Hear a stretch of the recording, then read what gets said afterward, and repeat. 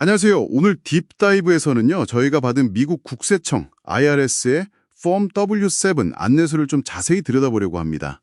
개인 납세자 식별번호 ITN 신청에 관한 거죠.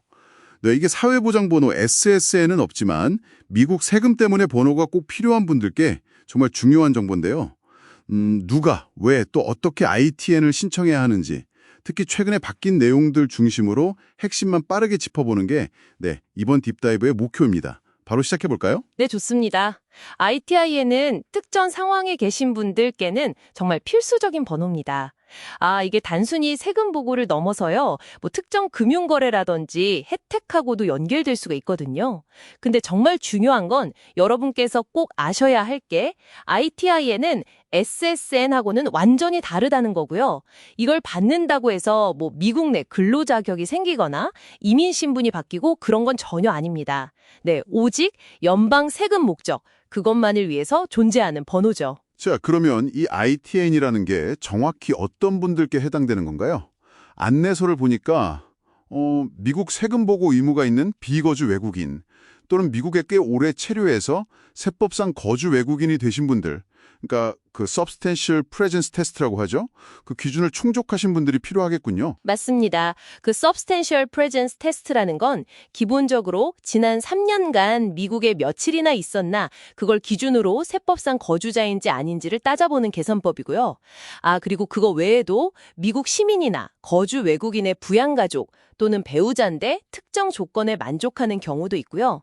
또 미국과의 조세조약상 혜택을 받으려고 번호가 필요한 비거주 외국인분들, 그리고 아주 좀 특수한 예외 상황에 해당하시는 분들도 ITN이 필요하게 됩니다. 여기서 정말 주목해야 할 부분이 바로 그거 같아요. 허용되는 세금 혜택, Allowable Tax Benefit 규정이요. 이게 2017년 세법 개정 이후로 배우자나 부양가족이 ITIN을 받거나 갱신하려면 그냥 세금 보고서에 이름만 올리는 걸로는 이제 안 되고 반드시 특정 세금 혜택을 실제로 신청해야만 한다는 거잖아요. 예를 들면 자녀 및 부양가족 돌봄 비용 공제 CDCC라던가 기타 부양가족 공제 ODC 같은 거요. 맞죠? 네, 아주 중요한 변화입니다. 이게 2018년부터 2025년까지 개인 공제 Personal Exemptions가 잠시 중단됐잖아요. 그거랑 관련이 깊은데요. 그래서 배우자나 부양가족 ITIN을 신청할 때 첨부하는 그 세금 보고서에 예를 들어 CDCC를 신청한다면 관련 양식인 Form 2441이 꼭 들어가야 하고요.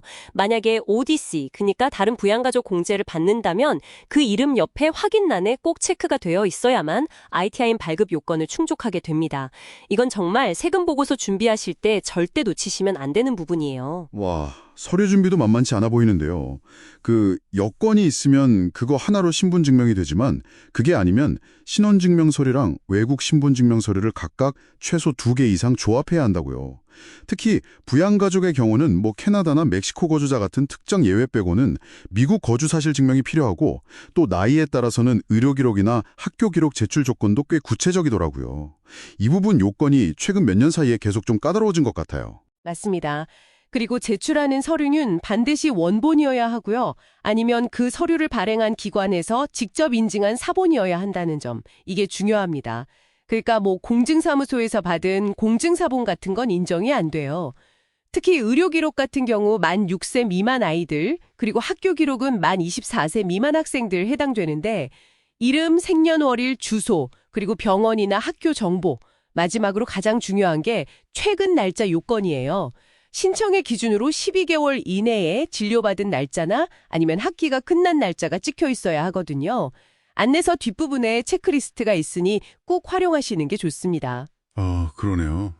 근데 원본 서류, 특히 여권을 우편으로 보낸다는 건 좀 걱정되긴 하죠. 그렇죠. 분실 위험도 있고 하니까요.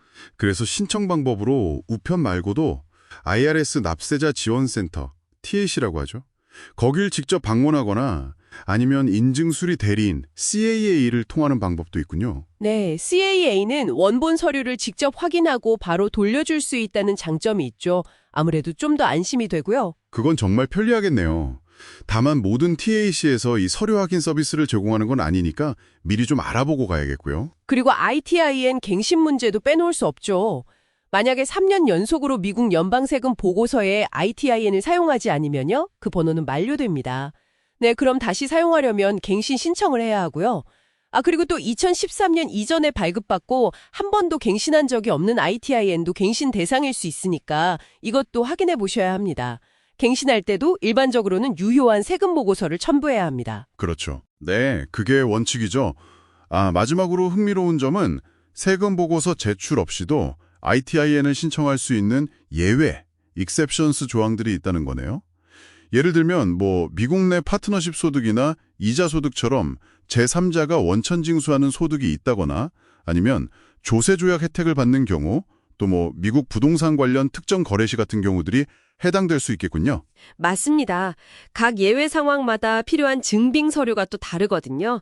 그러니까 이것도 안내서를 정말 꼼꼼하게 확인하셔야 합니다. 네, 오늘 폼 W7 딥다이브에서는 ITIN이 정확히 무엇이고 누가 왜 필요한지, 특히 배우자나 부양가족 ITIN 신청할 때 그 허용되는 세금 혜택 요건이 왜 중요해졌는지, 그리고 복잡한 서류 요건과 갱신 필요성까지 핵심적인 내용들을 짚어봤습니다.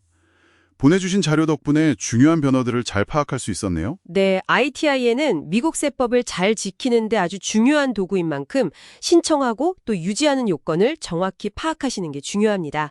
특히 서류 요건이 좀 복잡하니까 미리미리 준비하시는 게 좋겠습니다. 그럼 마지막으로 여러분께 생각해볼 질문 하나 던져볼까요?